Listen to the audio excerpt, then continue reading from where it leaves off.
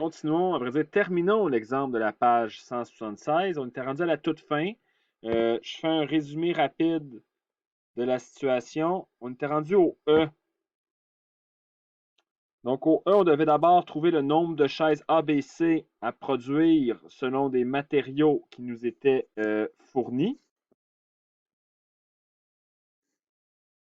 Donc, quantité de matériaux fournis, quelle est la valeur X, Y, Z, avec la matrice de production donnée au début du problème. On utilise Gauss Jordan pour arriver à nos fins. Trouver le nombre de chaises ABC. Je rappelle que plus tôt dans la question, on avait établi le lien qui existait entre le nombre d'employés et le nombre de chaises. Donc, on peut ici, à partir du nombre de chaises ABC, trouver pour chacune d'entre elles le nombre d'employés qu'il nous faudra. Donc, ce que vous retrouvez ici. Ici, évidemment, on suppose que les employés peuvent être payés à l'heure, des fractions d'heure, ce qui fait en sorte qu'on ne va pas arrondir.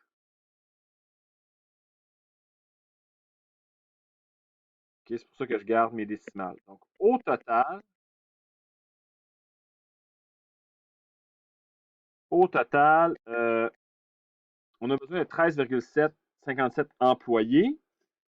Et on doit faire, pour répondre à la question ici qui est de trouver le montant qu'on va verser en salaire, on n'a que le taux horaire est de 18 $ par heure, qu'un employé travaille 8 heures par jour. Donc, si on a besoin de 13,57 employés, ici, donc, les salaires versés seront de 13,57 employés fois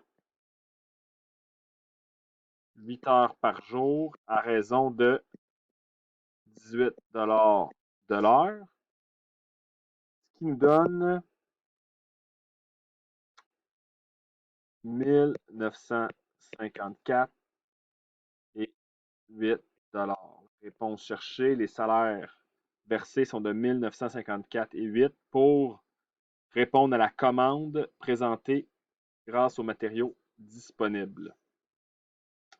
Donc, fin de l'exemple.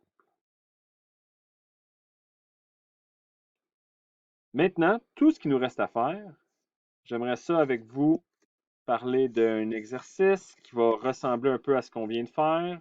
Donc, je me dirige vers l'exercice 6, ici. Donc, mise en situation.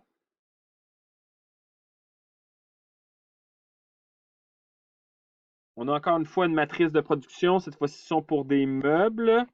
On nous dit les heures qui sont disponibles à chacune des étapes. Et selon le nombre de meubles produits, ici, il y a une petite erreur, hein, ce n'est pas le nombre de chaises vendues, mais plutôt le nombre de meubles vendus. Bien, le nombre de meubles va dépendre du nombre de magasins. Donc, encore une fois, on nous demande d'établir le lien entre le X et le Y ici, donc faire une modélisation. On se rend compte que c'est directement proportionnel, c'est-à-dire que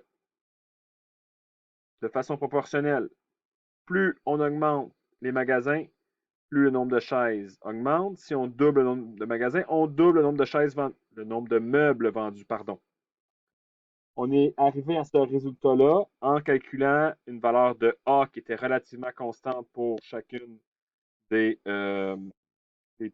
données. Et on a utilisé le fait que Y sur X donnait un A. Pourquoi? C'est la raison pour laquelle on arrive à ce modèle.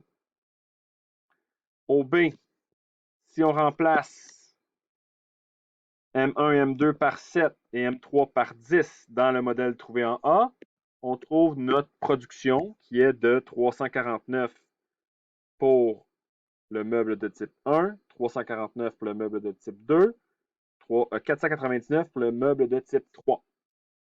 Cela nous amène au C, où on veut réutiliser la quantité de meubles qu'on a dû produire. Donc, encore une fois, meubles, pas chaises. Et on se demande le temps que ça va prendre pour chacune des étapes. Donc, on utilise un calcul matriciel. Ici, s'il s'agit d'un produit de matrice, on reconnaît nos valeurs M1, M2, M3 trouvées en B, la matrice de production, et nous avons le nombre d'heures nécessaires pour accomplir le travail. Je fais juste une petite remarque ici, là. Cette colonne-là n'aurait pas dû y être, donc on n'a pas besoin de cette information-là. On l'enlève.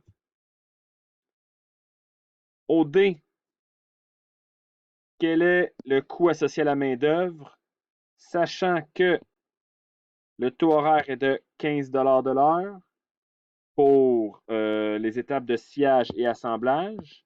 Pour le sablage, c'est 20% de plus.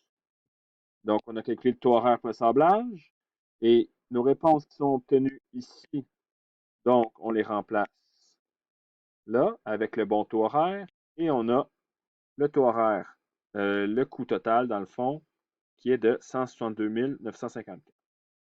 Ça termine cette vidéo sur les problèmes intégrateurs. Ça termine également les vidéos sur l'ensemble du contenu du cours. Donc, il ne vous reste plus qu'à faire vos exercices et à vous souhaiter bonne chance pour l'examen qui s'en vient.